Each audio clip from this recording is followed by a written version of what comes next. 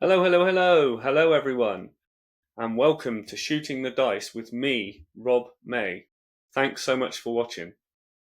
This is my very first show, and my first guest is the expert on the American Mafia, Jeff Nadu, from the Sit Down with Jeff Nadu. This is probably the most extensive overview of the mob genre on YouTube. It's almost 2 hours long, and it's unabridged, so it's not cut, so as you'll see. We discuss the usual suspects, Michael Franzese, Sammy the Bull, John Alite, Gene Borrello, and those lesser known such as Louis Ferrante, Rita Gigante, and the new arrivals, Greg Scarpa Jr., Angela Giovino, and the man of the moment, Joey Merlino, and the disruption he's caused and is still causing on social media.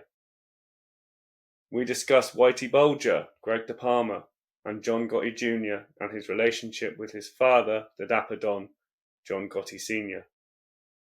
We take a deep dive into ratting, a word that comes out of those mobsters' mouths perhaps more than any other. Jeff also talks about his background, why he got into the world of reporting on organised crime, the issues he's had because of publicly discussing members or former members of that life, including being physically attacked. Part of the interview is humorous and light, and other parts are deep and emotional. This and much more to come. I really hope you enjoy the next couple of hours as much as I did, and hopefully as much as Jeff did. Oh, and of course, please like and subscribe, and do comment. I'd be really interested to hear your take on the interview.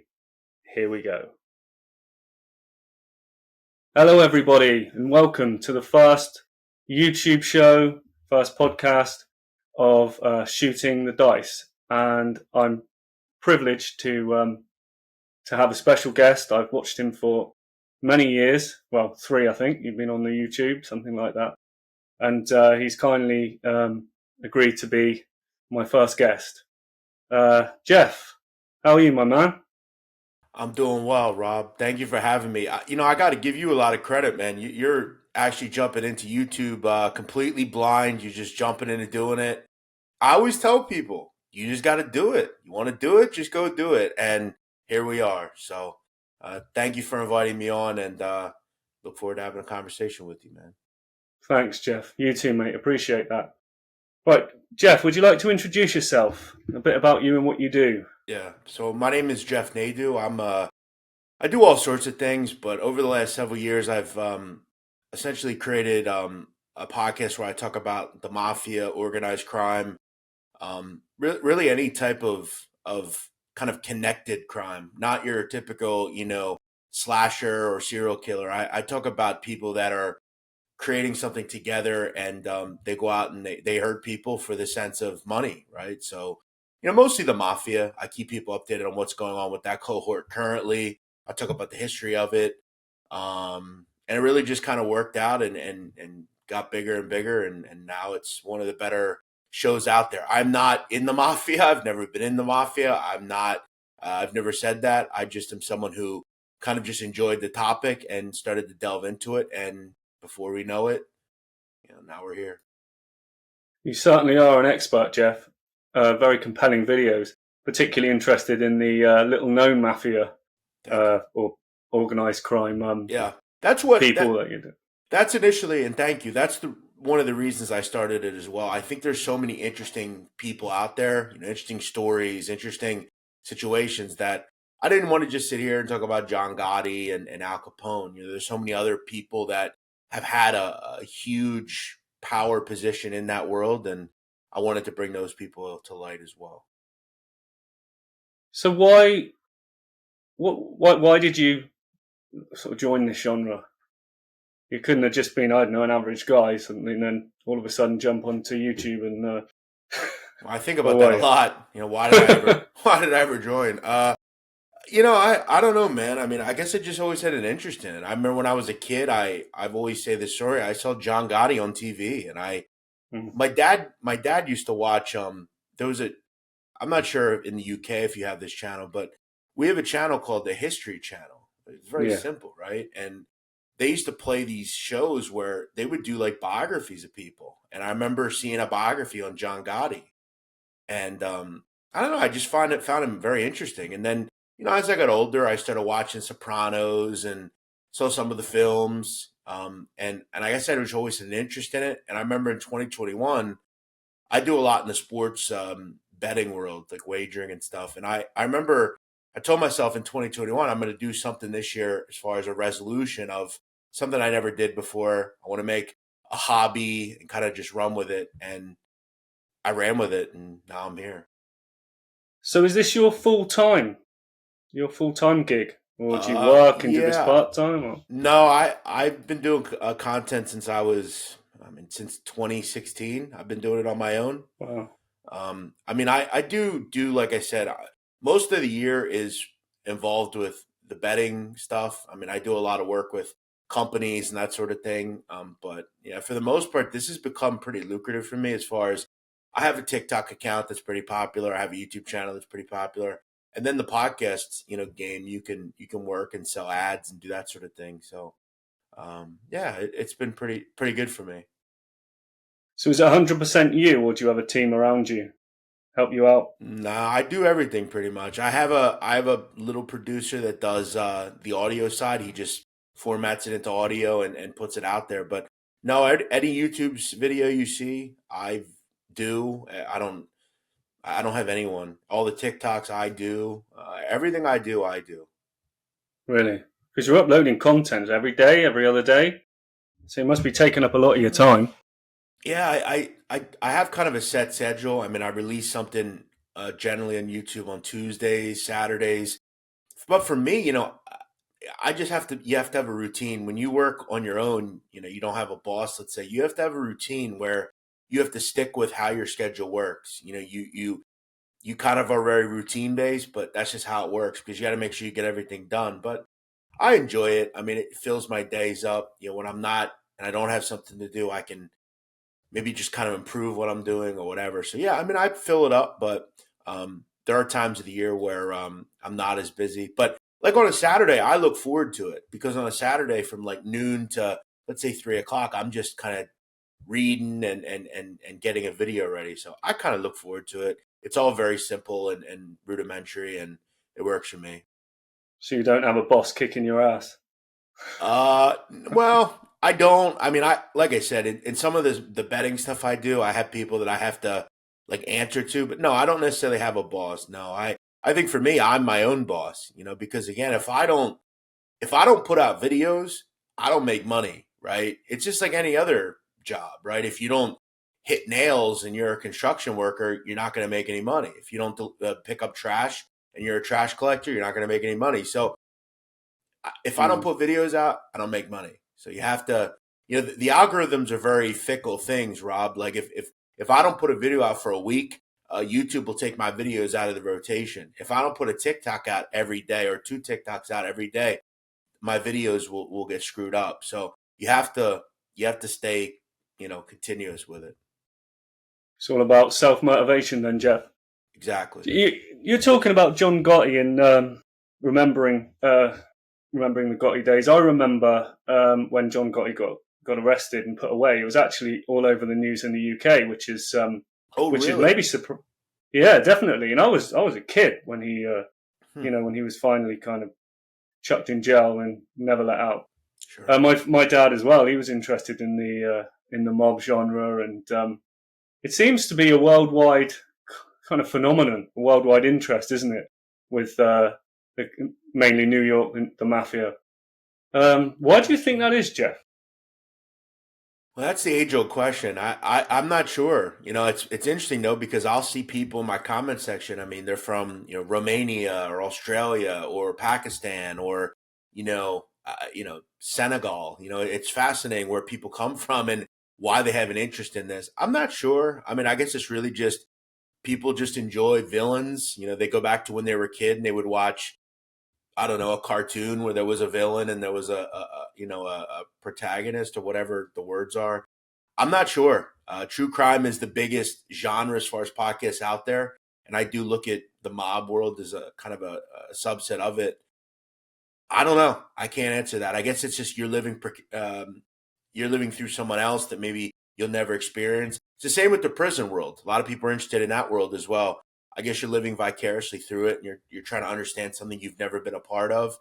I guess it's also the regalness of the mob, right? Like they are kind of, I guess, more gentleman-ish or gentleman-like, where they walk around in suits and nice clothes, and they don't necessarily bother the public, so they kind of keep to their own society and they deal with themselves. They don't generally hurt children and women and that sort of thing, which that's not true. That's happened a lot over the years, but I guess they have some sort of ethics in some way, so people find that, I guess, somewhat respectable. Plus, it has turned, like, we don't have a lot of films, Rob, about, I don't know, MS-13 or the Sinaloa cartel. We have films about the mafia, right? Whether it's Goodfellas or The Godfather. And they're not only films, but they're arguably the greatest films ever made.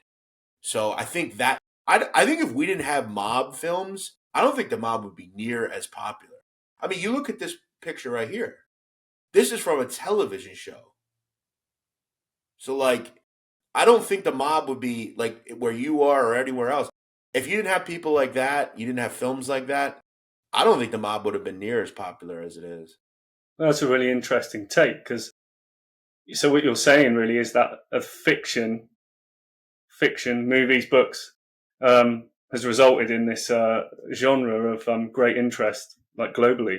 Absolutely. I mean, the mob was still really powerful, and I'm sure, people like myself would have still found it and found it interesting. But do I think the mafia would be anywhere near the popularity that it has, where, tens of thousands of people? I mean, you have to realize when that Gotti documentary came out a couple of months ago on Netflix, I mean, it was number one for weeks. And John Gotti, I think there's one thing he did that a lot of people don't really think about is, I mean, he set his family up for life with the way he behaved. I mean, if he wouldn't have behaved like that, he'd have just been another guy that died in prison. I mean, it's not like John Gotti set aside a bunch of money like a lot of these guys did. John Gotti lived for today. But the regular, like if I go downtown a mile away and talk to people in my town and I say, hey, do you know who John Gotti is? They know who he is. Yeah, I think if you walk down most high streets in the UK, you'd probably quite a lot of people will know who Gotti is as well. So yeah, it's very interesting. Can you sort of give a brief description of how the mafia began in America? By the way, you got me. My camera's good. Sometimes it zones out. Looks all right though. Well, yeah.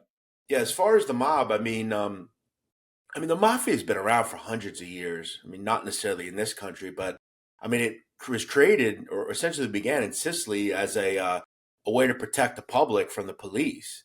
In Sicily, they had a lot of problems with the police kind of bullying the citizens. So certain people banded together in little towns and started protecting themselves. They then, like most organized crime do, we have to realize, Rob, that like even in like places like Mexico, a lot of drug cartels start out as protection, like for the citizens, and then they become very greedy, just like most people do, and they want money, and then they delve into more depraved things to get that money. That's exactly what the mob did. They then started extorting people and kind of working as community organizations, and before you knew it, they were a violent group that tried to get by with hurting citizens and extorting citizens and doing illegal things. Then, as we know, around the 1900s, we started accepting a lot of people here to Ellis Island. A bunch of Italians came in. They settled in places like New York and, started kind of band together. They weren't being treated either well here. So they banded together, started certain groups. And I guess fast forward to 1930s-ish, one individual, Charles Luciano, decided to kind of reorganize and organize it, get rid of some of the old guys that were in control that he didn't like that were doing business. And he then created the 5 families. He had a representative for each family, and they've matriculated into what we see today that are still around, but not nearly as powerful. So the mafia in America is La Cosa Nostra. Mm-hmm. Yeah, and they go by the word omerta, which means silence, right? Mm-hmm. how come the Mafia went from this secret society, which it was meant to be and always meant to be, into being a genre, being a field which everybody knows? Well, I guess we go back to what we were talking about earlier. I think, regular society kind of found its way into it through films, right? That said, way before films, you had people that decided, I'm going to unearth what I know about it, right? Joe Valachi, Joe Bonanno. Joe Bonanno was a boss. Joe Bonanno goes back to the late 20s. He became the Bonanno crime family boss at a very young age. He decided in the 60s, I'm going to tell what I know about it. And slowly but surely, we started learning about it. And listen, things like the Appalachian Conference in the late 50s, where a bunch of mob bosses met in upstate New York in a very private place. And we found out a lot. No one really knew much about the Mafia up until then. I think the Mafia, in a way, kind of ruined itself by doing things that kind of unearthed it. People started doing a little bit of an investigation, just like I do. And then slowly but surely, people got arrested. Some people started talking. We learned stuff through FBI reports. And before we know it, you have task force that are set up to bust these people. I mean, the mob went from being virtually unknown in the late 50s to very well known in the 70s.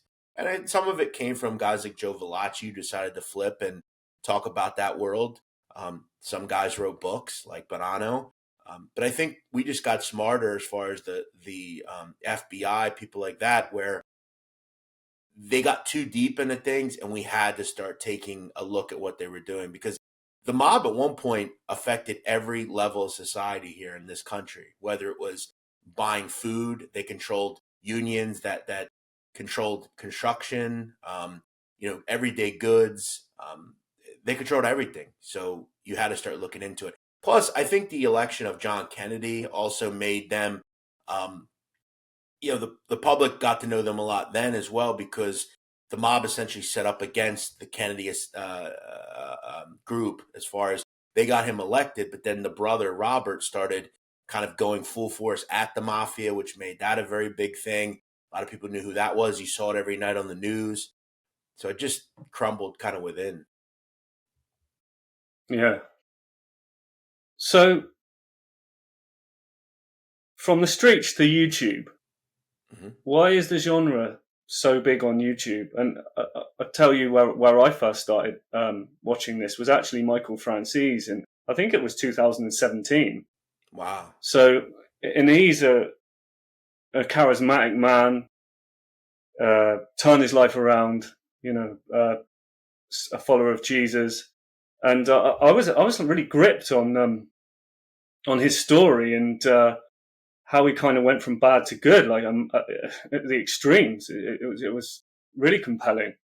And I guess from then on, other people get John Alite, and people like that came on and started commentating.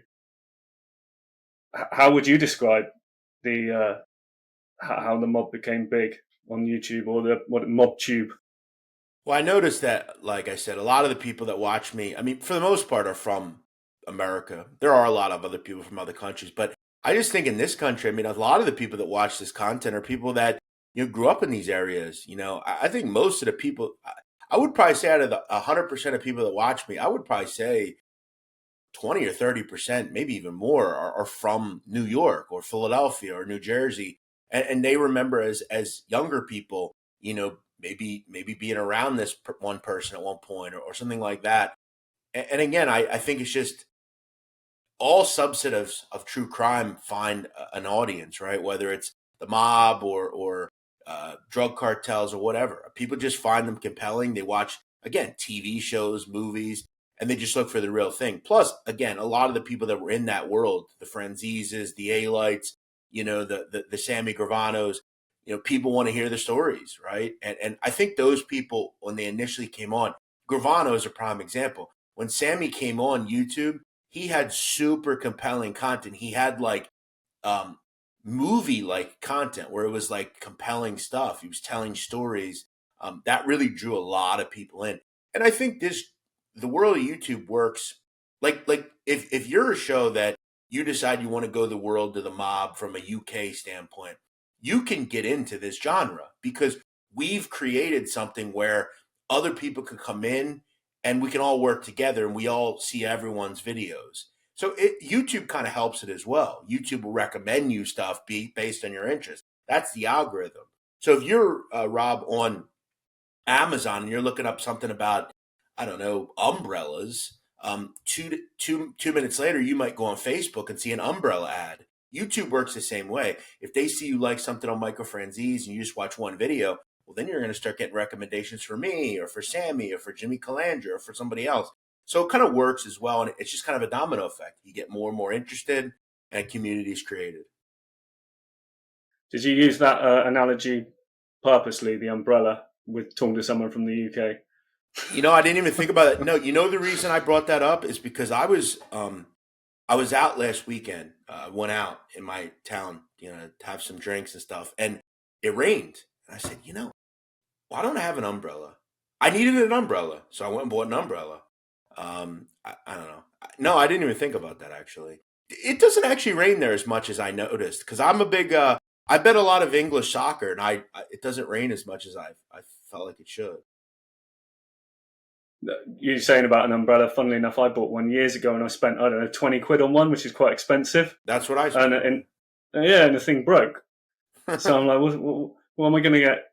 Because you get the wind and the rain, and yeah. So I haven't actually got one since. Yeah, so I just really needed one, and I was like, damn, I got to get one. Let me go get an umbrella. Is it working well for you? It did. I've only used it once so far, but yeah, it's worked. It's worked swimmingly so far. Yeah. Another good pun. So let's talk about some of the main players on YouTube, shall we? Some of the main characters, mobsters, ex-mobsters. This you've interviewed most of them, haven't you? So have you got any intro? I know you've got some interesting stories on those. So yeah, I would say I think outside of Franzese, I've interviewed all of them. And it's not that I don't, Michael's nice to me. He's always been very kind. He's given me some shout outs. He likes what I do, which I very much respect. I guess for me at this point, I just don't know if there's much more I can ask Michael. He's done so many interviews. He's been so, I think, kind of caring as far as his time that for me, I guess, maybe we'll cross paths at some point. But yeah, I think at this point, Rob, I could probably safely say most of them hate me. None of them really like what I do. I've gotten threats from them. I've gotten angry voicemails. I've gotten all sorts of stuff. And I think that's really what I've found is most of them are sociopaths. They don't want to give up control.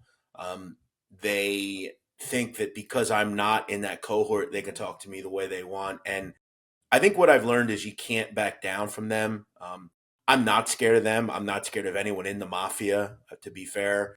The Mafia is a dying breed. They're not powerful. They have no clout. That's just the truth of the matter. And I think that's the issue the mob has today is they're not looked at on the criminal totem pole very high. If a mobster walked into a black neighborhood and tried to push people around, people would laugh. They'd say, "Get lost, old man. What are you doing here? Get out of here." I think that's the real issue we have. And I think a lot of these guys, for instance, like a Sammy Gravano, they still think they're in the streets. They still think they can talk to people the way they want.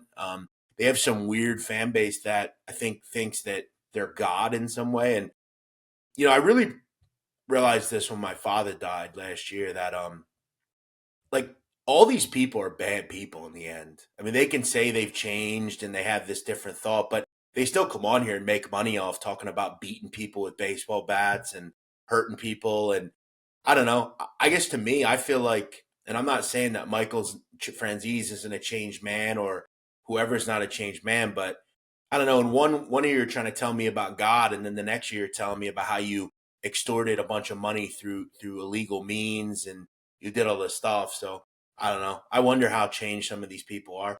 That said, I know why they're here. They're here just like I am, telling stories. And I got to give them their credence as well. Yeah, absolutely. I think one of the most compelling mobsters for me is Borrello. and he's probably not the most well known of the mobsters on YouTube, but Yeah. we're about the same age. I'm a couple of years older than Gene, and I listen to his stories, and I'm like, well, you seem way more mature than him, though. Thanks. You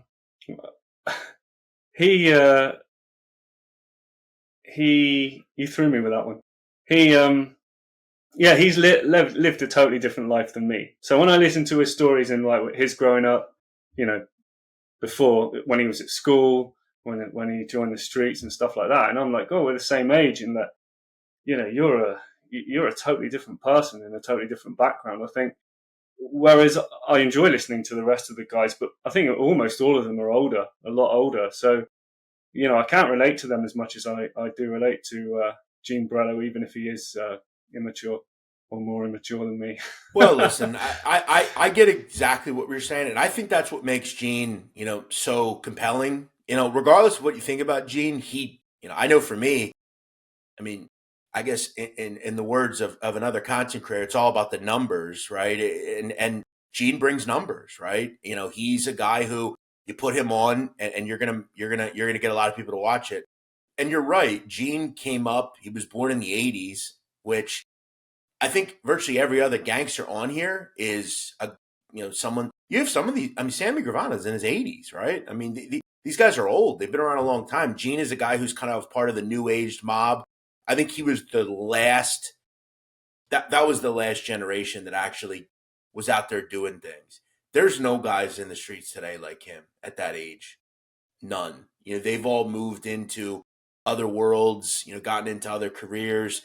He was like the last kind of guy, right, in the early 2000s. So I think that's what makes him compelling. Plus, you know, a lot of people are in your age range and they find maybe a connection to him as well. Maybe you're from the UK and you came up, you know, selling cocaine and you remember those days or whatever. So yeah, he is compelling and he is a lunatic. So I think that's something as well that people kind of are drawn to him. I think in my world with Gene, I've always been very tough towards him because I think he is kind of out of control and he needs to wise up. I mean, he's not 25. He's 40, right? He needs to grow up. And Gene finds himself constantly in problems because of his own mouth. He's been back to prison multiple times. And I always say to him, you know, why'd you even cooperate? Like, what sense did it make? You're in prison anyway, you know? The guy just got out a couple of months ago, you know, for a violation. So, yeah, it doesn't seem like he's learned. No, it doesn't. It's interesting the stories he tells and the trouble he gets into. And still now he's like, someone's going to come up to me then. You know, I'm going to deal with it with my fists and all that stuff. And for me, if someone come up to me, depending on, you know, the severity of it, I'd probably just walk away. Think what a fucking idiot and then just walk away. I don't know if Gene's got that in him. No. To do that. He doesn't. He has to respond to everybody. And some of the ways he responds are extremely out of line. You know, look, I will say this. He does know how. Look, controversy sells. That's how you really become, to me, compelling. It's one of the reasons I think I've become compelling in some way in everything I do because I'm not the status quo. I don't just sit here and talk. I have some fun. I'll kick off with people, you know. Yeah. But Gene goes too far at times. You know, he brings people's families into things. He gets a little out of control. And you're right. He doesn't have the ability to just walk away. That's not how he's built. And that's why he's continuously got into problems with not only people on the street, but off the street and on here. So, yeah, exactly. Let's talk about some of the newcomers. Joey Merlino. I mean, God, if the MobTube genre was kind of dying away a little bit, Joey Merlino certainly came in and with a bang, and everyone's talking about him. So, fascinating character. I mean, yeah. Do you want to give a bit of background on Joey? Yeah. So, I actually have kind of an for me this was a big thing because I lived for a long time in that neighborhood that Joey's from, South Philadelphia, you know, Italian neighborhood. I lived there for years. I was there when Joey was still in jail, but you know, Joey's a guy who I remember when I was young, he called into the radio one time. Think about that. He was an alleged boss at the time, called into the radio. And he's always been kind of the they always called him the John Gotti of Passyunk Avenue, which is where he was from and where he lived and did business. He always had that very larger than life attitude. I always felt like he would have been great. As I get older and I got into the media world, I thought, wow, it'd be great if Joey came out of the world and jumped onto YouTube or something like that. And here he is. Yeah. Joey's a guy who I don't really know how to explain. He came up. His father was in the mob, in the 70s under Nicky Scarfo. Joey was a neighborhood kid. Was kind of a rambunctious kid. Out there making moves. Having fun, doing things, and before you know it, he gets older and he starts making his way into the world. There was a bunch of shootouts in the 90s that he or his people were involved in allegedly, and did a bunch of time in the 2000s for being the head of the mob. And now he's decided, hey, I'm gonna cash in. I'm gonna tell my stories, and I'm gonna go on YouTube and Patreon, and it's kind of a groundbreaking thing, right? Because the feds will tell you that he's still a mobster. So, When you lived in Philadelphia, did you hear of Joey Merlino? Was he like people talk about him in the neighborhood? Well, see, the thing that a lot of people don't realize is like in these neighborhoods, right, that the mob is in. Because where I lived, the mob was. I mean, everybody knows that. You don't really talk about it. Like I'll tell you right now. I mean, I had my friends were related to some of these people. I didn't ask them, hey, how's so and so doing? Like it's just it's just a normal thing. It's like your neighborhood dentist or mechanic. You don't even talk about it. And most of these people are just regular people. They have houses, they have kids, they have, they're no different than you or me. They just have a day job that we don't really know what they do. You just don't really ask about it. But yeah, of course. I mean, like I said, Joey was inside when I was there. But yeah, I mean, you would hear about him, and I remember when he got out. I mean, it was a big thing in Philadelphia. Yeah. I mean, it was always on the news, and you have to understand too. Before all this YouTube stuff, like back in the early 2010s, there used to be a show on the news in Philly area where Dave Schratweiser and George Anastasia, their TV and authors, they would get on every Friday night and talk about the local mob, right? They would tell stories just like we do on YouTube. And I think that captivated me because I thought, wow, these are people that live here, right? And I would see the people that they're talking about. I'd see them, at the corner, hanging out, not hanging out with them, but I would see them from afar, It's kind of interesting, right? Yeah, definitely. Would you say that Merlino's well respected in Philly? Respected. Absolutely. I mean, Joey Merlino in South Philly is like Rocky. I mean, no, like seriously, like yeah, he's like a everybody loves him. And I think that also has to do with the neighborhood itself. The neighborhood itself, people don't realize, is very small. A lot of people are related. They've known each other for years, decades. I think if you ever wanted a great look at America, go to South Philadelphia for a month and just hang out. Which is what I did essentially. I went there and I just immersed myself. I met so many people. I was going, and I went to every neighborhood store, every restaurant. I immersed myself in it. And before you know it, you know everybody, and everybody knows everybody. Hey, that's so and so. That's Joey, or Ricky or whoever. Yeah, everybody loves Joey. Absolutely. right. And it's no surprise because it's a small area. Everybody knows everybody. So if I take you up on the offer, I go to Philadelphia for a month, stay in a hotel, and then I'm wandering around the streets of where Joey was from, and I say, I want to talk to, I see someone in the street or go into a cafe. I'm like, I want to talk to Joey Merlino. Tell me about Joey Merlino, blah, blah, blah. What do you think the response will be like? I know everyone will be different probably in their responses, but I'll the tell kind you of this. consensus. I think I'll give you two scenarios. If let's say you were in South Philly and you saw Joey and he's out smoking, right? And you walked up to him and you said, hey, I'm Rob and I'm from England. I saw you on YouTube. I guarantee he would say, how you doing? And he'd bring you in to his hangout and he'd probably sit down and offer you something to eat and play cards with you. he used to do that back in the day. He would invite TV reporters into his club.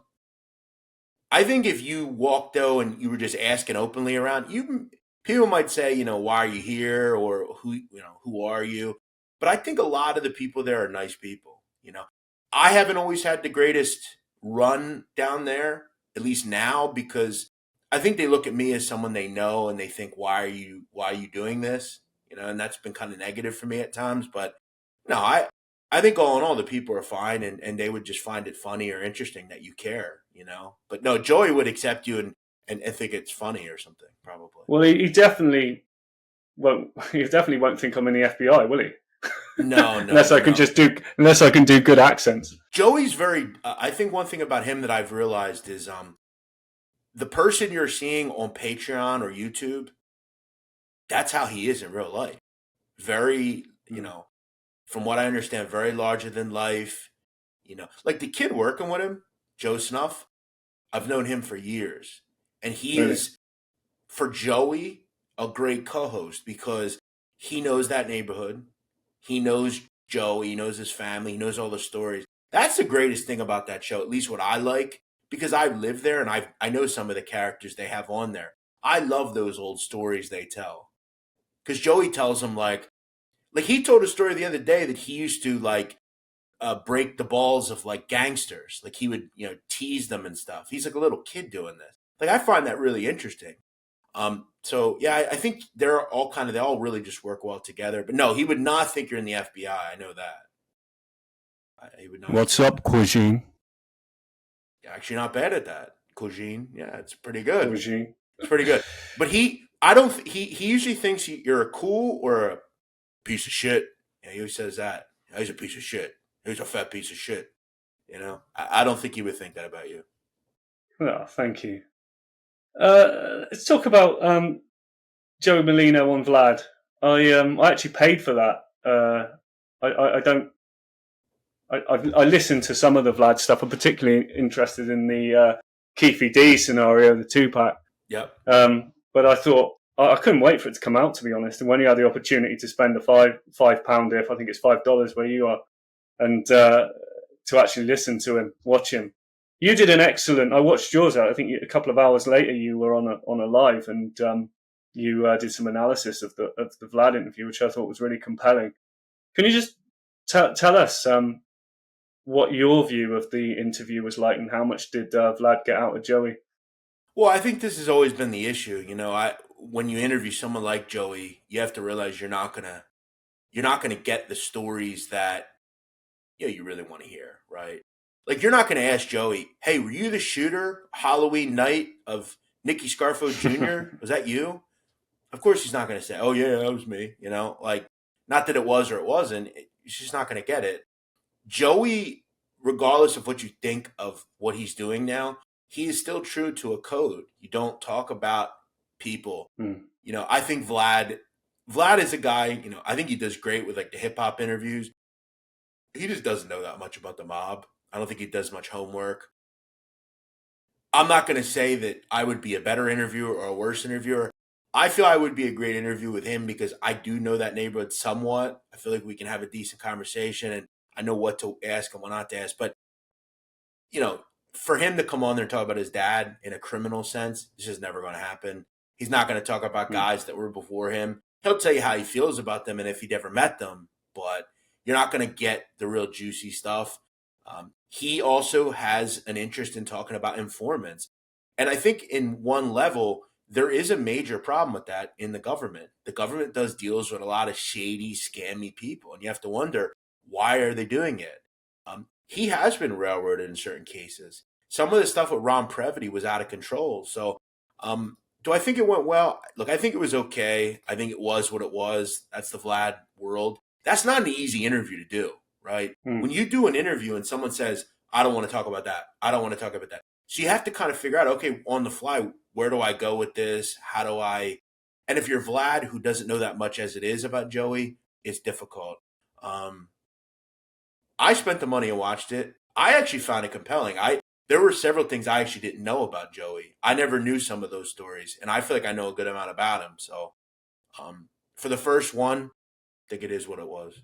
Well worth a watch. one of the things that I would like to have seen Vlad ask him is, Joey waxed lyrical about his time in prison, how the FBI hunt him, everyone wants to get him. And I'll just ask why. Why is it you, Joey? Yeah. Why are they after you? What is it about you that the FBI want to get? That's a great question. That's something I always wondered as well, because I have known something about Joey, and I think if you look at it more as like a big base thing and not just whatever, he does seem like pretty unlucky. Like, why is it him always they're going after? Yeah. He always seems like he never does anything wrong, right? According to him, he's always the victim. So why is it just him? Do they just not like the cut of his jib? What is it?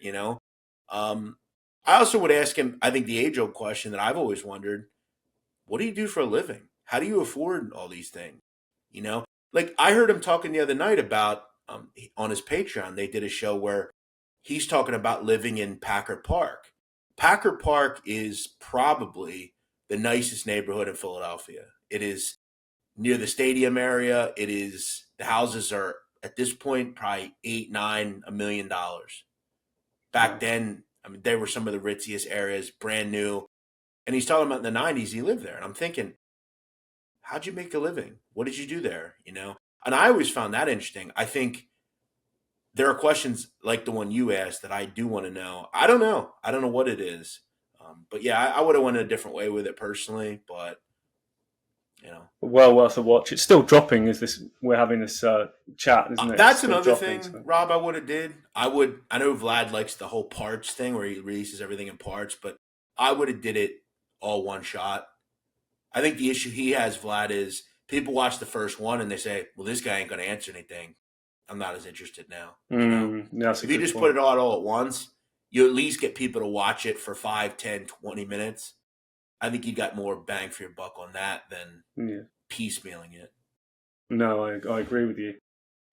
So Joey Merlino is kind of almost full time on Patreon now, and his channel was it demonetized or put down? Now Joey puts this down to kind of dirty work going on behind the scenes, the FBI out to get him, the government out to get him. Do you think it's that, or do you just think it's the case that he swears a lot? It has nothing to do with the government. They're not out to get him. It's not some, sabotage situation. Listen, the government hate Joey Merlino. There are definitely people in the FBI that want nothing more than to put him in handcuffs and put him in prison for the rest of his life. They just don't like him. And they'll stop at nothing to put him in jail. But no, I think Joey, there was really just a simple case of they just don't know how YouTube works. There's just certain things you can and can't do. I had to deal with that, YouTube is a very fickle place and you have to follow the rules. And if you continuously sit there and you, talk about, a certain president that we had and a certain, certain words that they don't want you to talk about, they will start hurting your videos. They'll start demonetizing them. And the cursing, I know it sounds trivial, but you can't use that word every other word. They're just eventually going to say, all right, you're out. So, no, I don't think it had anything to do with that. It was just he didn't follow certain rules. You can't talk about certain things. It's vague though, isn't it? I was reading actually the YouTube rules and regulations, and it said you're not allowed to constantly use profanities. Now, what's constantly? Consistently? It leaves it open, doesn't it? Is it every other word? Is it every? I don't know what type of word you use. You have to be very. I hate to say this, but you have to kind of live and learn, right? For me, I found it wasn't the content I was doing. The content I do is all original. It was when they demonetized me, it had to do with their shorts program, where I was taking, let's say, a film clip or like a radio interview or something and repurposing it as my own, which it was really just promotion and me saying, oh, this is cool. This is interesting. They don't like that. You have to put your own spin on the video. So they don't want you to just take someone's content and repurpose it. Right. You just have to live and learn. I would stay away from like describing people killing people and stuff like that. But I think as long as you stay away from that kind of stuff, you don't glorify and sit there and do cocaine on camera, I think it'd be okay. Oh, right. Okay. I'll take that advice. Thanks, just so you know. Cheers, buddy. So there's a story here, isn't there? I think is it Scott, one of the channels on YouTube, your friend, says that the banana boss of in New York has told Merlino to kind of get off of YouTube and don't come back. What's your thoughts on that? Well, Scott and I have actually clashed over this over the last week or so. He's not real happy with me. I just don't buy it. I don't think it's true. I'm not saying Scott made it up. I'm not saying that Scott didn't get a source to tell him that. First of all, and I've been very frank about this, if the Genovese crime family called me right now and said, Jeff, you better take all your videos down or you're going to have a problem, I would say, then you come take them down. Come do something about it. Like, I don't care. I don't have any care in the world about them. I have a life. They have a life. I have a business. And they have a business. I don't meddle in their business as far as make your money. Do what you do. It's none of my business. As far as that, though, no, I don't buy it. I mean, they couldn't tell me what to do. They're going to tell him what to do. They have their own issues. The five families are a mess. They should worry about their own house before they worry about others. I don't think, if they were having meetings about this, I don't think a journalist would know first before everybody else. It would be very secret. No one would know. Look, maybe that was a rumor going around. I don't buy it. Don't buy it. I think it's unlikely Joey will say cow down to anybody. And that's another thing. Let's say it was true, Rob. Do you think I tell you right now, he wouldn't change up one thing he was doing. Because anyone that knows him will tell you, that's just Joey being Joey. Like I told you, when I was 6, 7 years old, Joey called into a radio station. Because at the time, there was an athlete in Philadelphia. He was a hockey player. He was a young hockey player, Eric Lindros, one of the best players in the NHL at the time. Think of it. He was like the Harry Kane, right? You know, Tottenham. He was the Harry Kane of Philadelphia. Very famous. Everybody knew who he was. And at one point, Joey and him had dinner together. And Joey sat in his seats at a hockey game. So the media picked it up, started saying, is Joey pounding around with Lindros? What's going on here? And Joey called into the radio, sports radio, the pundits, and started saying, hey, I'm calling in. I want you to know that. And he called the radio. This has been going on for years. Joey's always been like this. It's just him being him. Where do you think Joey will be in a year, a couple of years? Do you think he'll still be on YouTube? Do you think he'll be locked up? Where do you think he'll be? I think, sadly, I think he'll be. I think as long as he keeps his nose clean, he'll be pretty successful. My issue is, and I think we've seen this happen before, literally, they find ways to put him in prison. A couple of years ago, he beat the government. They arrested him in 2016 on a RICO count indictment out of New York City. He beat it. He was the only defendant to take it to trial and beat it. He was the only one. They then created some loosely based gambling charge. They essentially charged him with gambling. Okay, no different than me right now opening up an app on my phone and betting. That is not a crime in America. It isn't. For him, though, it was. They gave him 2 years on that. They just made a charge up. They felt slighted and made a charge up. My concern is they're going to find something they find to be irregular, let's say, and he'll go back to jail. They hate him. They want him. They hate what he's doing. They hate the fact that he's calling out government informants. That doesn't look good on the government. They don't like that he's playing tapes. They don't like that he's, F this and F that to the government. I know the government's corrupt. And I think if you live in this country and you actually have a brain in your head, you would know that. They don't like to hear that, especially from him. My concern is they chalk him up on something, but he's played ball and I think stayed out of that world. And I think other than some of the unsolved homicides coming to light, I think if he plays the straight and narrow, he'll be okay. But he's beaten the government before. He may have to do it again at some point. I think if I was him, I'd cut and run. I wouldn't have come on YouTube in the first place. I would have wore my fancy clothes, drove my fancy cars, and go somewhere in the sun where no one knows you. But hey, But Joey likes it too much. He likes the world he lives in, and people like watching it. They're doing pretty well. So exactly. Can we talk about a couple of the other sort of newcomers to YouTube? Let's discuss Get Gotti, because I was listening to you talking about your analysis of Get Gotti, and I just thought it was really fascinating because you weren't too impressed with the choice of guests, were you, on the series? well, listen, I like Ruggiano. I'm a big fan of his. I think he's a great guy. I think he definitely has some cool stories. I think the problem is they couldn't get anyone to do it, and they went to some other people that I think have really questionable connections to John Gotti, and it's not so much Ruggiano. I think Ruggiano definitely knew John Gotti. Ruggiano's father is a legend in that world, so that's not hard to believe. The other two, bottom of the barrel. I don't think they know John Gotti. I don't think they ever met John Gotti. When I say meet, look, shaking his hand and saying hi to him is not, I guess it is meeting him, but meeting him is like sitting down and having dinner or drink with him, and he knows who you are and you know who he is. The woman was the worst. I mean, she's a complete idiot. I mean, at every level. She's changed her story time and time again. And I think it was a great documentary. It was poorly casted though. What I think those people need to do that create those documentaries is they need to put a little bit more money into the people they bring on. They could have got Mikey Scars. He'd have did it, but he's not going to work for free. He shouldn't work for free. They're going to make a bunch of money, pay the talent. I think if they wanted to, they could have made it an extraordinary documentary. They made it very average. It was a mockery. Having her on was a complete laughing stock. I mean, it's just pathetic.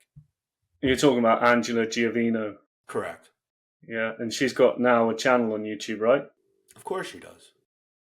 Where she's telling the same nonsense as she told on there. And listen, this is why I have an issue with someone like her is she has no issue coming on YouTube. You come on YouTube, gloves are off. You take what's coming to you. I've had to do it. Everybody has to do it. But then you pull you're just doing this because I'm a woman. No, it has nothing to do with you being a woman. You've changed your story 20 times since you've gone here. In 2002, she did an interview with 60 Minutes. She made it very clear what she did. She cooperated, just like every other person that's on YouTube. Now she comes on here and says, I didn't do that. That was my husband that did that, not me. What is it, Andrea? Was it that or that? I just don't like fakeness. I don't like fugazis, as they call them. And I'm gonna out, I think, what she did or what she didn't do, and I don't find her compelling. So, Greg Scarpa Jr.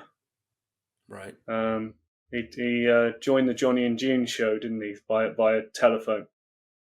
Where are you with that one? Would you like to interview him? He's an interesting case. I didn't see that interview yet. I have to check it out. I think their question with Greg Jr. is, do you consider him an informant? And I say this because, are you aware of how he was released from prison? No. Well, basically, he cooperated against a jihadist, a person who was attempting to do something bad in this country, a terrorist. And he got wind of it and alerted the authorities. Now, in the mob world, even talking to the police is a breach of a code you live by. But we're presented with an interesting query of, if we hear, someone talking about doing something really bad, are you a rat if you go to the police? I don't find him to be one. I think he could have prevented something really bad, and I think he's probably more of a hero, if anything. That said, he was in prison for bad things, and his father was a real low life. But yeah, it's an interesting question. I would love to kind of ask the hardened people that. I would love to ask Joey Merlino that. If you were in prison and you heard someone planning a large scale attack against the United States, and you knew it was going to happen, and if you didn't tell anyone, it would happen, and you would have to live with it forever. What would you do in that situation?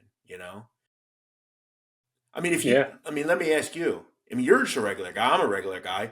I'll tell you right now, if I heard some kid down the street was planning to shoot up his high school tomorrow, I'm going to do something about it. Most people would. You can't be a rat if you're not in the streets. You just can't. If I see someone across the street robbing that house, I'm not a rat if I tell what I saw happened. If you come in this house, I'll deal with it differently. But I don't get involved with stuff that doesn't concern me. That's it. If I see something, and if it's some little old lady that gets her house robbed and I tell the police, I'm not a rat. I'm a good citizen. I took a violent criminal off the street and put him in jail. So I think that's one thing about this world on YouTube. And we've seen that some of these goofy commenters, they think they're in the mafia. You're a rat. It's like, no, I'm just a reporter and I tell stories. You sound stupid, Oh, totally. I've actually got a little later on. I like to talk about rats because it's a big thing in this genre, isn't it? Yeah. Rats. Let's talk. This is a very divisive, as you've outlined, very divisive genre on YouTube. Let's talk about some of the conflicts between people on MobTube. It's actually quite humorous, isn't it? It's very common. I mean, you wouldn't get this on suffragettes or say, I don't know, things like that. It reminds me a little bit of boxing. When they talk shit about each other and then a big fight and this, that, and the other. Yeah. It reminds me a little bit of that. I've always said I would love to get an event together and have all these people fight each other in a ring. Like we have different bouts and this guy fights this guy. And yeah, you're right. 100%. Who do you think would win if you did that? Who do you think would win? You're talking about the mob guys or there's the creators? Mob guys. Well, I think you'd have to obviously pair them all together in an interesting way. Wow. I think to me on YouTube, the toughest guy on YouTube to me,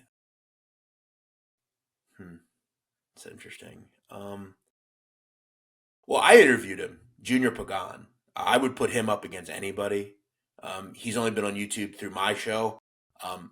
There's one thing that I found out about Junior in my research about him. I talked to guys in the streets today. I talked to guys that are in the streets that aren't anymore, that didn't cooperate, that are just tough people. And all of them said the same thing. I hate the guy, but he would rip your fucking throat out. Like I'd put him up against any of these people in here. Any of them. None of them really come across that tough to me, though. Franzese, I think, is just kind of cuddly in his old age. I don't find him to be particularly menacing. Sammy, he doesn't want to be, though, does he? No.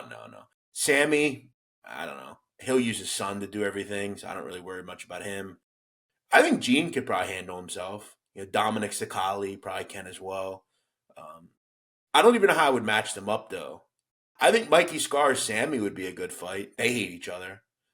I think John Alite, Genie. I think they would be, even though they're friends. I think it'd be interesting. Or if they, John Alite and John Jr. John Jr.'s not on here, but he's still around. That would be a great one. Sammy and John Jr. Joey and someone. Oh yeah, Joey and anyone. I mean, that would be. That's the thing about Joey. I mean, could I don't think he'd ever do it because it's the case of off chance I lose. Then I lost to that wouldn't look good, I guess. But yeah, we're never gonna see it, so it wouldn't matter. But yeah, I still think just because you cooperate doesn't make you not tough anymore. Oh, totally. What do you think is the funniest or most interesting kind of beef between the ex-mobsters on there? What would you say? Wow. I mean, there's so many. Yeah. The funniest? Probably Gene and Joey Merlino. It was funny for a while, and then I think Gene went too far with it. I don't know. I find Sammy funny at this point. I compared Sammy at one point to Joe Biden. I think they're very similar people. I But he'd think love that. yeah, I think they're just a little like too past their prime, and they're still being thrown out there like they should be answering certain questions. It's like, uh-oh, you said too much. It's like, settle down.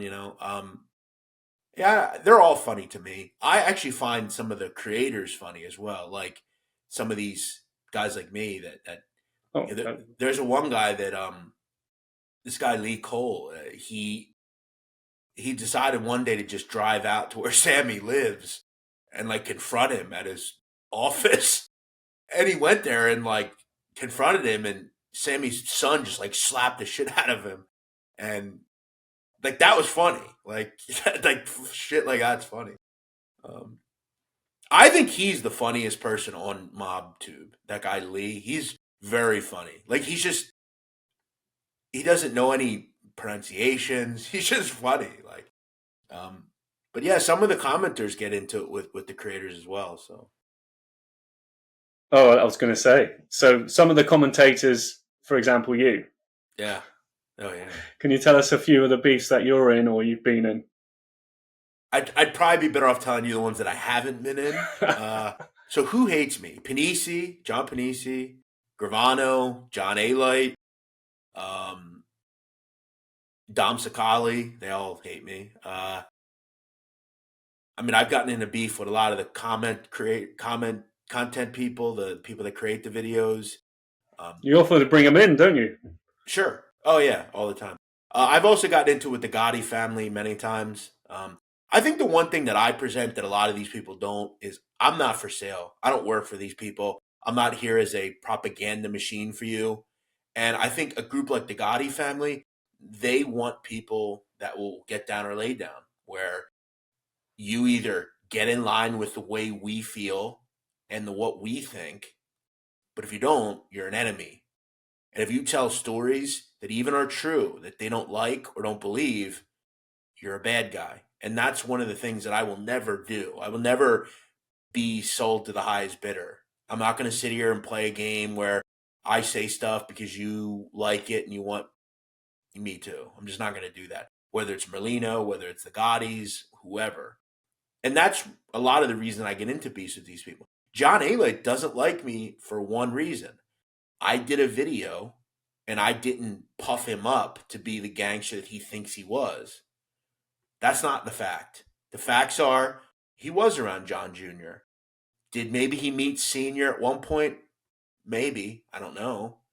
But do I think he was killing people and he knew about the Paul Castellano hit? No, I don't. And John is a guy who, if you say someone around him is tougher than him, he takes that really seriously. Like to the point of he'll threaten you, he'll call you this, he'll call you that. These guys, again, think they're in the mafia and they can just talk to me the way they want. I'm not for sale, and they don't like that. If anyone wants to listen to John Alite having a go at Jeff, then go on Jeff's channel and you'll see some interesting one-way he shouting. left me a voicemail, and I've put that up. He called me, all sorts of things. So okay, so what would you say your most favorite, most interesting interview you've done to date? Or you can choose three if you can't. If you don't want to choose one, two, or three. I would say that the most interesting ones I've done. I mean, I interviewed a guy, John Gleason. He was the prosecutor of John Gotti. He was the guy to get him, essentially. He then became a federal judge for a lot of years, sentenced a lot of mobsters. I found him to be really interesting. He wrote a book called The Gotti Wars, where he told the story of how it all started and how they eventually got Gotti, basically. That was great because he came to me first. I spoke to him before anybody else. That's for me one of the things I look to do is I try to unearth these people from the shadows and tell their story. Regardless of my relationship with him now, Dominic Sakali, I interviewed him for the first time. I've always been really interested in the Bonanno family, so I found that to be really compelling. I also interviewed a guy, Jack Garcia. He was an FBI undercover. He infiltrated the Gambino crime family in the 2000s. That was super interesting. Really, every interview I've done, I find interesting in a way. I've interviewed Ruggiano. I've interviewed Gene. I've interviewed Sammy. They're all oddly compelling in their own way. Who do you find the most fascinating of the mob guys on here? I'll tell you who I do. I find Louis Ferrante. Mm. I mean, I think he's only done a handful of interviews. How this guy was, big in the Gambino family, friends with John Gotti Jr. Was it Pete Gotti, one of the John Gotti's brothers?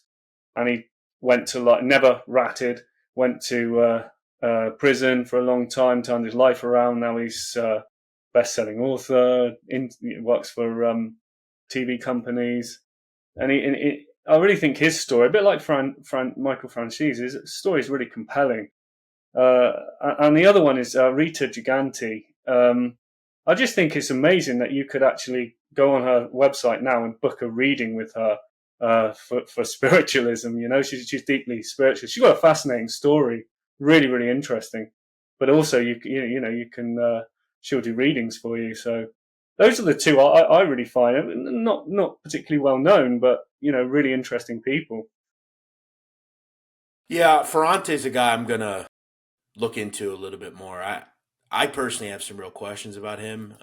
That said, I would say the most compelling person on here. I don't know. I think they all are compelling. I think I was obviously say Merlino. He's the only person to not cooperate. There's still a mysteriousness of him. I think there's a lot of people that I would love to have seen on here that never came on here. I recently did some work to understanding where Joe Messino was the last 15 years. I feel like he was a lot closer to coming on here, I think, than a lot of people realize. So I think it's more to me about the people that didn't come on here that I wish would have. But I think they're all compelling. I'll take the easy way out. I like interviewing all of them. I think they all present different stories, some more believable than others, but it's all interesting nonetheless. So if there's one you could pick that you haven't interviewed yet, who would that be? I'm guessing it'd be Merlino, but what would you say? So do they have to be people that have come on YouTube or no? No? Okay. I'll pick one that has been on YouTube that I haven't interviewed, and one that hasn't. One that hasn't been on YouTube, Sal Vitale. Sal Vitale cooperated against the Bonanno family. I think he's probably the most destructive mob informant of all time. A lot of people don't know him. They've never heard of him, but he is out there. I know where he is, but he's never come on YouTube. As far as a guy that's been on YouTube, John Panisi. I love John Panissi's channel. I think he's very good. But he doesn't like me, which sucks. I would love to speak to him. I think he has a really interesting story and kind of an interesting world. And he's been very, I think, fascinating as far as some of the stories that he's put out. So I would go with him. Is this another ex-mobster that you doesn't like the content you're putting out? Yeah, John Panisi is a guy who he was in kind of the world like where Gene was, kind of the late Mafia in the 2000s, and he, I guess he just doesn't like the content I'm doing. He doesn't like that I do the same thing he does. I don't really ask too many questions. I just know he blocked me. That's all I need to know. So, wish list. There's a wish list of ex-mobsters or people related to the mob that you'd like to see on YouTube. I don't have any. I don't have any answers. I would like to just see anybody new. Anyone that has a valid story. I'll try to find them and get them on here if I can. This genre needs new people. You need new content. You need new stories, and we got to have those people come. I think the problem with this genre is we're so quick to second guess everybody that comes in here. Some people just say it's not worth it to me, and I'm not going to come into it. So, I'd love to see Philly and Eddie come back around and maybe do some things and some other people, but we just have to try to find a common ground. I try to find a common ground. I don't judge any of these people. If they have a story, I'll let them come on and tell it. I would just hope that they answer the questions that I ask them. Interview between Phil Leonetti and Joey Merlino. That would be something I'd pay to watch. Well, I would too, but it would never happen. No. John Gotti Jr. He has to be my my top one. I mean, God, just imagine the ripples he'd create. Yeah, I think John Jr. is very. I mean, he's also just interesting. He's very intelligent. He's I think a guy who can dictate really well. He did some really interesting stuff years ago with 60 Minutes. But, I think the one thing about John Jr. that I find really, I don't know what the word is, cringy, I guess, is like he still lives through the code. And it's like, you're not in the mob anymore, So I don't know. I find that kind of lame. If he comes on here and tells stories and, he actually tells them, then yeah, I think he'd be really good. But a lot of these guys still think, they're mobsters. It's like, you can talk, it's been 50 years, I think as well, Gotti Jr. I mean, he gets a bad rap, doesn't he? The dumb fella and the like. Sure. But he wasn't primed for the life, was he? I mean, even John Alite, probably arguably his worst enemy. Even he says he was never a mobster. Should never have been in the life. So imagine if your father was a top don, and then he's bringing you into the life, and you're just like, oh, I want to be a regular guy. I want to go in the army. I want to do other stuff, and then you're kind of thrust into this world that maybe you don't want to be in. I think that's really. To me, John Jr. made his decision. John Jr. went to his father and said, I want to be in the life with you. I want to be around you. I want to become made. I think if John Jr. said, hey, I want to go, be a teacher, like his dad would have been fine with that. He decided to go into that world. Look, it's hard to live up to. It's hard for anyone to live up to their father, especially John Sr. I mean, he was a larger than life guy. I think John Jr. did what he could. I think he is who he is. He is not dumb. I'll say that. He did some things that are questionable, but so did his father. His father did some questionable things too. I also think he has the problem of, regardless of what they tell you, the family, regardless of what these simps on here tell you, he is an informant. He went to the police. He sat down with the government. It's a no-no. Yeah. And again, what I'd ask him is, and he's admitted to this, Rob, he did an interview with a guy called Frank Morano. He talked about it in the interview. What would his father think of that sit down? Do you think I'll tell you what he would do. He'd have killed him. 100%. Really? No question. Yeah, 100%. Killed his own son? Of course. Does he look like he has any care in the world over the mafia? No. He killed it. But trust me. And John wouldn't have did it if his father was still alive. But look at what he asked him to take a plea, and the guy told him, no, don't take a plea. Come on. All those guys would have did that. All those guys in the 80s. They're mafia members. There is no way out other than in a box or we go to jail. And John Sr. said that. I don't know why these guys save money. We're all going to jail. The end is the end. And that's what I find so interesting about these people. A great show for anyone listening, or for you if you've never seen it, is Gomorrah. It is a show out of Italy. And it's about the Camorra in Naples. And it's a very dark version of The Sopranos, right, essentially. And in that show, you have kids that are 20 years old, and they realize, I'm going to die, but this is what I do. I'm a part of this life. I welcome it. I accept it. And those old mobsters, they accepted 100 years in prison. There was no end to it. You don't talk. You don't cry and complain. You take it for what it is, and that's that. And I don't believe John Jr. was cut out for that. I don't believe a lot of these guys on YouTube are cut out for that. And that's why we see a lot of the pervasiveness of cooperation.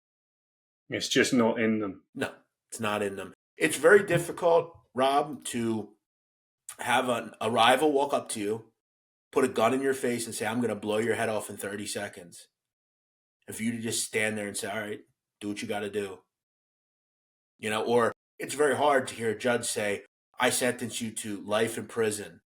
And in the feds, in this country, there's no parole. When you get 100 years here, you're going to do 80 of the 100 years. So if you're 80 years old, you go into jail and you're going to die there. It's very hard to hear those words, 100 years, life, and to just then accept them and say, I could get out of this, but this is what I do, and I'm not going to do that. Just going to close the window in a minute. Oh, good. Sorry about that. Some fucking idiot started cutting grass or something outside. No problem. So the little known mobsters, who of the kind of unknown or relatively unknown mobsters do you find the most interesting? Wow. Well, they're all so interesting in their own right. I would probably say there's a guy, a Gambino crime family member, Greg DePalma. He was a guy from Brooklyn. I think one thing I would say, one word to describe him was cacchiarone. A cacchiarone is it's Italian word for a chatterbox, basically. Never shuts up. Greg, throughout his life, never shut up. You know, all he wanted to do was tell everybody about his life. He'd have been great on here, Greg DePalma.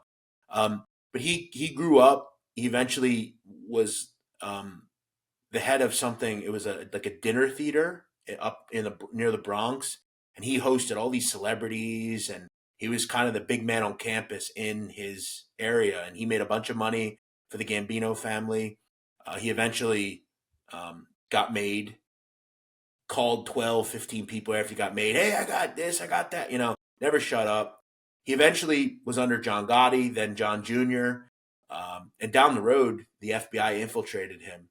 I interviewed the guy, Jack Garcia. He was the guy that infiltrated Greg's world. And I just found him really interesting, just super compelling, super interesting. All these people have interesting stories. And that was always my goal with the show, find those stories and tell them.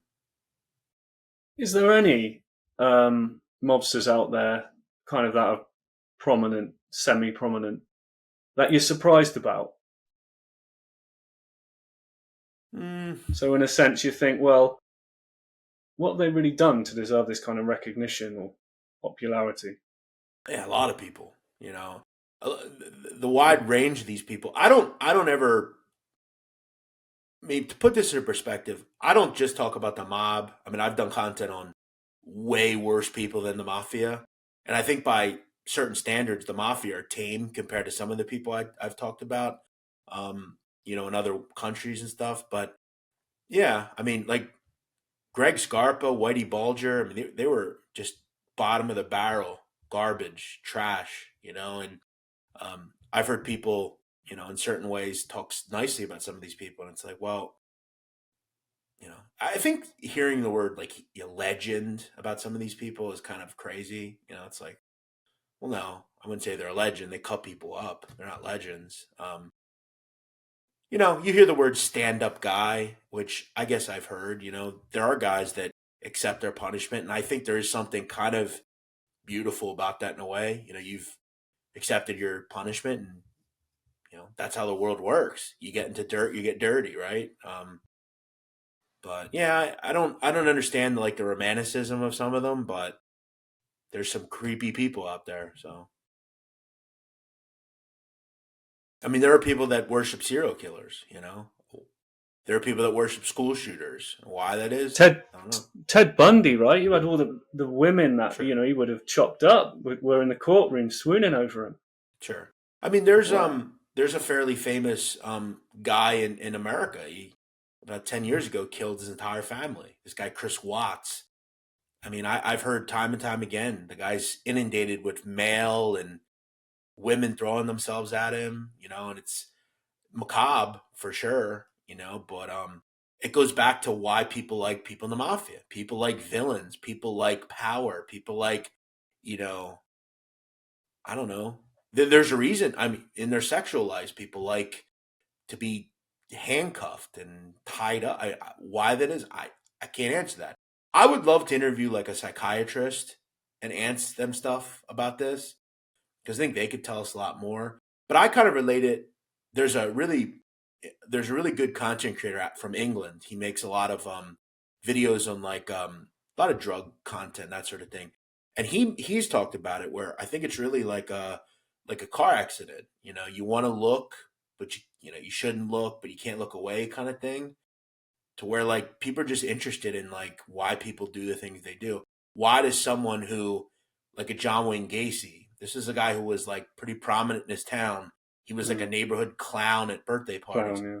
What made him want to, SA little kids and then kill them and throw them under his house. I don't know. Because I think that's another thing. A lot of these people are just regular people, right? Like, I know why John Gotti became a mobster. Like, most of the people I talk about, their futures are dictated for them, right? They come up in an area where they don't have a father figure or no one around them, and they gravitate towards a familia, if you will, a family. I don't know why, though, Jeffrey Dahmer did what he did. It's an imbalance in his head that made him do what he did. And I always ask myself, are people inherently evil? Are they born that way or do they become that way?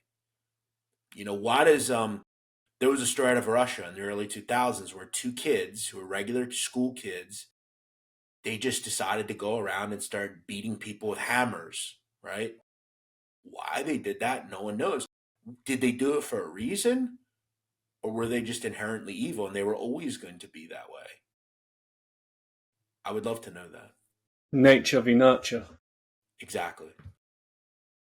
Whitey Bulger then. Did he commit suicide in prison or was he murdered? No, he was murdered, 100%. And the people that did it are going to be tried for it. And that said, it wouldn't matter. The individual that allegedly did it, Freddie Gies, is a convicted murderer and already doing life. And when you're Gies, a guy like him, Fred Gies is what I described earlier. He has zero issue going to prison, and he will sit there for the rest of his life. And he will be, I think he looked at it as, you're going to put this rat on my tier, I'm going to do something about it. And he'll live, I think as long as he's not the ADX, he'll live in, a really good spot with everyone else because everyone in there loves him for it. No, he was beaten to death with a lock and a sock. And I mean, he was 89 years old. The BOP should be sued for that, Bureau of Prisons. They should be sued for that. They have a duty as the Bureau of Prisons to protect inmates, regardless of who they are and what they did. But they're a corrupt organization, just like a lot of the government institutions here. No. Whitey Bulger was murdered, and the people that did it will be tried and convicted of it. But it won't matter because they're already doing life. So. Whitey Bulger has no respect from anybody. It's probably apart from his family, does he? Well, he doesn't, and no one's gonna shed a tear for Whitey. Whitey was a vicious, awful person. I mean, he did a lot of bad shit past just being a mob boss. Whitey, R-worded women. He, scammed people that were broke. I mean, he just a really ruthless lowlife. And he was a rat. That's correct as well. He did all this stuff while informing on his, same with Scarpa. Gregory Scarpa did that too. Gregory Scarpa was a rat for about 30 years and in turn was allowed to behave so ridiculously. I mean, the government allowed him to kill people. In fact, an FBI agent in that case, Linda Vecchio, was tried on a murder case because he allowed Greg Scarpa to kill people while he was in control of Greg Scarpa. Listen, the FBI, the BOP, they're all corrupt. I mean, and someone like Greg, Whitey, just low life. Let's talk about rats. What is ratting, Jeff? Ratting would be, at least in the world of the Mafia, is a person who either takes the oath or is around that cohort and they are held to a certain level of staying quiet, and they decide when they're arrested to flip on all their cohorts and testify against them to get out of prison. And that's the reason they do it. They don't do it to help people or better their life. Well, I guess they do. They just want to stay out of prison. They don't have it within them to accept responsibility for what they did and say, okay, the one last shroud of respect I have, I'm going to take with me and I'm going to accept my fate because I did this. I made money off this. I hurt people. I killed people. I stole from people. I'm going to do my time like everyone else does. I'll tell you right now, if you go out right now and shoot somebody in the head, you're going to prison and you're going to get life. No questions asked. And you have to accept that. Why? Because if you're in the Mafia and you decide, well, I'll just tell on someone that's more important than me and you don't like more than me and I get out of it, what precedent does that set? And then we find out years later that all these guys either lied or weren't believable. Now, some of them are very believable and tell very compelling stories. But for the most part, they're bottom of the barrel people. And then we're surprised when we find out, oh, they're actually bad people. Well, yeah, of course they are. They killed Sammy Gravano was involved in 19 murders, not 5 or 10, 19. He killed his own friends. Every friend of his as a kid he killed. Why? Because he wanted their businesses or they did something he didn't like. And then we find out he's a scumbag even on YouTube. Well, of course we know that. He's a scumbag. Why are ex-mobsters on this platform, why are they obsessed with talking about it? Ratting this, rat that. You mean like in terms of why they did what they did? No, in terms of they seem to talk about it. Accusations going from one to the other, and it seems to be a big topic. When I listen to people talking on YouTube, it seems that ratting is one of the main conversations that they discuss. I think a lot of them are just guilty and they feel like they shouldn't have made that decision. And I think a lot of them regret the decision. You know, I talk to a lot of guys that maybe not necessarily on YouTube, but have cooperated and they feel really bad. They can't show their face to their family. They're ostracized. And, you know, you see a lot of the guys on here that are boisterous and they have a lot of panache and they want to talk. I'll tell you right now, if you ask Gene Borrello in real confidence, do you regret what you did? He'll tell you he does. He misses being out there. You know, he misses being with his friends. He misses living in the neighborhood he grew up in. I mean, think about you. You know, wherever you're from. I know where I'm from. When I go out, I know everybody. Everybody knows me. Let's say I had to get to a point where I cooperated and I was ostracized and everybody hated. Like, you think about that. It's rough, you know? And I think these guys kind of try to justify it, but I think deep down, all of them are unhappy. I mean, you can see the sadness in all these people. I talk about that a lot with a friend of mine, RJ, who does content as well.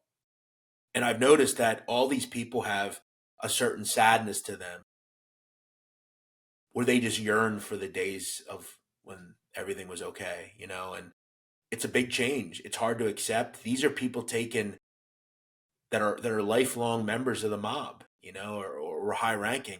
I talk to a guy pretty frequently. I'm not going to say who he is. He is a rat, and he's a guy whose family literally goes back to Sicily. He was born in Sicily. He's a guy who has cousins, brothers, uncles that are made member of the mafia. He decided to cooperate, and he has been completely ostracized by his entire family. He lives somewhere in America by himself. And you know what he does all day? He tries to consolidate it through drinking and stuff. You can see he's sad, and you see a sadness in him. And you have to almost feel bad for him. He's not on here gallivanting saying, oh, you know, he generally feels bad about it. And I think a lot of these people are just trying to pick up and act tough, but I think deep down they're very upset. That whole thing in the film, I think it's Goodfellas, where at the end, Henry kind of accepts his fate and his life is irreparably changed. And the lawyer says to him, you know, that's exactly what you see, a rat, you know, in the mirror, essentially. It's true. I think they all have that same feeling. Wow. So, what's your take on rats in a sense? So, to expand a little bit, do you agree that what Gene Borrello says, where he essentially says that Joey Merlino is a rat just for being on YouTube, do you agree with that, or do you think it's deeper than that? I think coming from Gene, it doesn't hold a lot of weight. I mean, this is a rat telling you this. In the terms of, and I'm just telling you from the historical fact, you have to realize in the 60s and 70s, even taking a plea and admitting that you were in the mafia was a blatant violation of omerta. So yes, I think if you ask me if Fat Tony Salerno saw this, if any of the people that came before Joey, his own father, I think they would all kind of think down and negatively on it. You don't talk about this world. It's one of the reasons Joey's the only guy doing it. Joey, though, will get a pass because, as I said before, this is just Joey being Joey.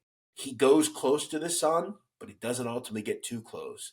And I think people just say, like, he'll tell you on his own show, I've been convicted of this. This is all public information. I think that's why a lot of the people that were in that life don't necessarily have a problem with me, because I don't delve into, like, unless you're under indictment, I don't talk about people. I don't. I'll tell you what the government thinks and what we know allegedly, but I'm not going to say, hey, this guy's out doing this right now and I know he's doing it. I don't know. I just talk about stuff that has come out. It's out there in court record. It's out there in FBI files. I'm not going to say I think he is. I think in terms of the definition, the old school guys would think he is. But it's just Joey being Joey, as I said. What's the future for the genre, do you think? I don't think it'll be around much longer. I think people like me, I'll continue to create content regardless. I have my standing in it. But I think we're already seeing a lot of these guys have either moved to Patreon, or they're not posting videos as much, or maybe they're getting into like other types of content like Sammy and Michael. They're talking about the war on drugs or politics. And then some people just don't have the panache and aren't driven enough to keep doing it. A lot of guys quit, they don't do it anymore, or they don't see a monetary gain and stop. It's people like me, OC Shorts, one or two others that, try to keep it alive, but I don't really care if it's alive or not. I have a standing. I'll keep putting videos out and see where it takes me. But eventually, even me, like, I'll start doing other things. There's only so much I can do with it. And now it's been fun because we've had things to talk about and stuff's went on, but eventually it'll end. Got any guests lined up that you're willing to share? I don't necessarily have any lined up. They kind of just come to me. I have people that are in kind of the works. Guys that were informants that have contacted me. I'm trying to get them to talk, but yeah, I think there's one respect that I have for some of these guys that cooperated. They, like I said, really are guilty and they don't necessarily want to talk. They feel sick of what they did. And, you try to get them to talk. I have a few people that I have the kind of, work in motion, but none yet. They're all just, they kind of just come randomly, I have ideas for stuff, but they all just kind of matriculate slowly. I look forward to listening to it, watching it when you have your new guest or you do some lives. And you have a live, don't you? Is it every Thursday? Yeah, I try to do a live every Thursday, just to kind of chat with the people that are fans of mine. I take questions. I'll go off occasionally on a troll or something. I have fun with it. I think it's important to keep participation up with your audience. You be engaged. Kind of let them know that you're not just a guy that makes videos and that's it. I'm a real person. When I get off this, I'm going to go do another show, or I'm going to get more coffee, or I'm going to go get my haircut. So, just being level-headed on a normal level is, kind of something I want to do. I suggest to recommend anyone to watch your channel, particularly your lives. So talking about Scientology yesterday and inviting somebody on to give them a argument. It's comical, it's serious, and it's informative. It kind of rolls into one. Do you agree? Yeah, absolutely. Is there anything you'd like to add before we close, Jeff? No, I'll just say you did a great job, for it being your first time, and I enjoyed it. I thought it was fun, and you asked some great questions, and maybe we'll do it again sometime. Oh, I really appreciate that, Jeff. That's very kind of you, and thank you for your time. Where can the audience find you? You can just find me on YouTube, wherever you get your podcasts, iTunes, Spotify. I'm on TikTok. Just search the Sit Down with Jeff Nadu. It's funny. I think for me at this point, my most enjoyable content that I do is TikTok, Because, you know, Rob, for me, I like talking about the mafia, but I'm captivated by more than just the mafia. I like crime in general, and that's allowed me to do more than just the mob content. And I really enjoy that stuff. It's simple, it's easy. So yeah, if you just search to sit down with Jeff Nadu, you'll find me wherever you get your podcast, YouTube, whatever. Great stuff. And maybe we can meet up in person one day. We could go to Philly for a month and cruise the streets and see what trouble we get into. Well, I don't know how long. I think if you bought a camera, I'd be okay. Like I said, I think, and I'll end it with this. I think with me, it's a little different because I lived there for a lot of time and I have relationships with a lot of people. And I think the one thing, if I could change, and I don't think I've ever told anyone this, but I'll tell you, if I could go back and change all this, I would have never gotten into this world because I have, I think, sadly changed a lot of friendships that I had at one point because certain people just don't accept what I do. And it sucks because Philadelphia at one point, I had seen my whole life there. I was going to buy a home there, live my whole life there. Some of the best years of my life were in Philadelphia. I loved it. I enjoyed it. And it's sucks in certain levels that it's not the same. Certain people aren't happy with me. And that really makes me sad because I loved it there. And I hope they're not offended by what I do. I mean, no disrespect. I'm just trying to report on what's going on, because people like it. If I had a regret, that would be the one. So you were attacked there, right? Outside of Eagles game, you were attacked in Philly, weren't you? Well, yeah, but it was a little different than what you think. It wasn't a random thing. It was a guy that I've known for a lot of years. I had did some work on someone related to him, and it was after a game. I think he may have had a little too much to drink, and he just saw me and got upset. And it happened so quickly that, I didn't fight back because to me, I don't want to fight back. I like the kid. I have no issue with him. I was really just blindsided by it. And I'm glad that it all happened so quick and that I was in an Eagles game because I'll be honest with you. I mean, I defend myself. If someone attacks me on the street, I have a legal right to carry. You know what I'm saying? We all have that right in this country. I haven't gotten to talk to him. I hope to at some point. I meant no ill will by it. I'm just trying to keep people educated. I think it was just one of those random things. But I knew the kid. I've known him for years. So hopefully we can chat at some point. You say that you've lost some friends from getting involved in this genre. Do you think you've changed at all, Jeff?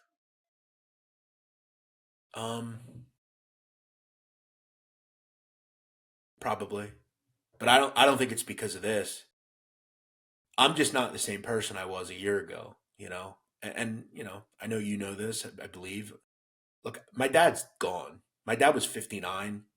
He was probably the only person in my family that I related to. I'm not like a lot of my family, if you know me. I'm a little different. I'm kind of the black sheep, if you will. And my dad was the one guy that I related to pretty well, and he's not here anymore. So, all my grandparents are gone. So I think that's just kind of made me into a different person. But I'm just who I am. I've always been very abrasive. If you talk stupid to me, I'm going to talk stupid back to you. We're all men. We're all grown adults. I don't go out in the street and say, "Hey, asshole, you have a stupid haircut."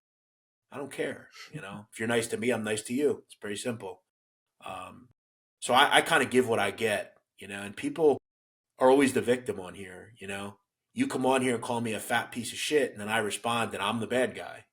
So I don't side with that. I'm always going to defend myself in that term. So, have I changed? No, I've always been this person. This is what it is. In my past, I researched some kind of divisive content, and I woke up every day. It got to the stage. It was fine for a while. It got to the stage where I'd wake up every day and it'd be like, "Fucking hell, man! I'm going through, negativity, and it took its toll on me. I was just wondering whether you kind of I think feel the same. This is such a this world is very dark, Like I said, I mean, I also like to talk about other really depraved stuff's going on right now, really bad stuff. Absolutely. I mean, I've seen one too many videos that I shouldn't have watched. And they have given me a lot of problems. You see some of the stuff that I've watched, these videos, and it can screw you up. But I then just realized, I look at my life and I say, wow, it could be way worse. Am I depressed? No, I don't. I wouldn't say that. Do I have bad days? Absolutely. Do I wish that I had certain people still here? Yeah, we all deal with loss, though. That's just how life goes. And I just try to. I think the biggest thing for me, though, it's not the mob. It's not this content. It's just realizing that the old days are over. When I was a kid, the nostalgia. I feel like you and I, you're a little older than me, but not that much older. I think we're the last great generation. We were able to live that world of, we didn't have iPhones. We didn't have, Xbox. I had Xbox, but it was late in my life. I think we were the last generation to kind of experience what it was like to be a kid, and I just think the world's a lot different now. And I look back and I am happy that I got to experience it, but I'm also sad that it's over, and I think you look around and you realize one day, like me, I'll be 35. I'm not married. I have no kids. I've immersed myself so much in the work that I do that I'm only now having fun. I hope my biggest concern is regret. And I look back and say, like, damn, I wish I would have did this or did that. But yeah, I think we all feel that way sometimes. But then I just think about it could be way worse. I could be a guy doing life for a crime I didn't commit, and nobody knows who I am, and I'll never get out, and I'm just stuck here, or I'm drug addicted on the street and I have no way out. I think I could be hungry and not have any money for food. It could all be way worse. That's how I think. Yeah. No, it's a good way of thinking about it. My father, he died when I was 25, and I obviously the initial grief lasted a year, and you never get over it. You learn to live with it, so people say. But I kind of felt empowered sometime 6 months or so after he passed, because you're kind of on your own a little bit. That's I don't any of you. That's exactly how I feel. Because as I said, I'm also, my whole family works in businesses together, and I decided to go a different way. And like that's how I feel. But then I also think and I talked about this when I spoke at my dad's funeral. I talked about how I'm really sad and it sucks, but my dad gave me the same name as him. So I have to now carry the name on and do it in a respectful way, if you will. So yeah, I feel that way too, that I'm alone sometimes, but I also feel empowered that, hey, now I got to go out and, I see my dad, I have a photo of him and I in my room. I see it every morning. When I wake up, I say, okay, I got to and that's one thing I'm happy about. My dad did see me at my highest successes, at least to this point. When I worked at big media companies and I did all this and I did all that, I think he realized, okay, I didn't really get this at the time, but it's worked out for him. And, my brother and sister are good too. So I think if he was going to die the way he died knowing that we were good, my mother was good, and we were going to be all right. And yet, 20 years from now, it'll suck because he's not around when I have kids or whatever.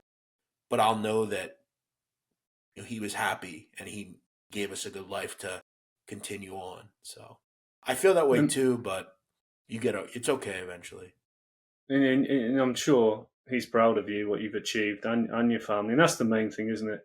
You kind of leave this world on good standing with, with the person who leaves this world. Exactly. Yeah, and the focus goes on to your mum. Exactly. Really, doesn't it? Exactly. So another thing that keeps you going. You've got to be strong. And then I look at her, and I'll just end it with this. Like, she was with my dad my dad was 59, and they were together for 41 years. So That tells you how long they knew each other. They lived a block away from each other. So I think, she has it worse than me even. So you're right. You just got to kind of pick up from where you end and deal with whoever's left, if you will. And Yeah, you're 100% right. It's a good way to end it, I guess. Yeah, I appreciate you sharing that with Yeah. us, Jeff. This Thank was you, man. great. I definitely will come back. And, if you ever need help with anything, gas or stuff, I'm sure I could connect you with them. So Oh, I really appreciate that, Jeff. Thank you so much. you got it, man. Thank you. All right, mate. You take care. You too. Cheers, man. Well, what a fascinating interview, don't you think? A big thank you to Jeff for agreeing to come on the show and be my first guest. A link to his YouTube channel will be in the description box. Please like and subscribe to this channel, and I'd love to hear your comments, and I'm sure Jeff would too. This is Shooting the Dice, and I'm Rob May.